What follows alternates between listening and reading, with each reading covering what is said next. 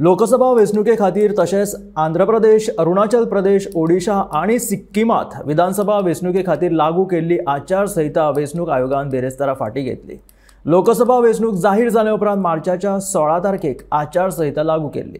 ह्या काळात उदरगतीच्या खंयच्याय निर्णयाक राज्य सरकाराक मंजुरी दिवपाक मेळनाशिल्ली। आता नव्या कामांच्या मंजुरीक वाट मेकळी जाल्या।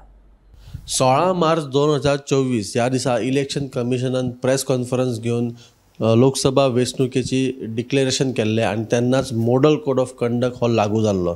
हो मॉडल कोड ऑफ कंडक्ट 1 जून पर्यंत म्हणजे 7 फेजीचे जे इलेक्शन आसले त्या 7 फेजीचे इलेक्शन कंप्लीट जायसर 1 जून पर्यंत हो कोड ऑफ कंडक्ट आसलो, जो 4 जून पर्यंत वाडयलो जेन्ना कावंटींग जालें।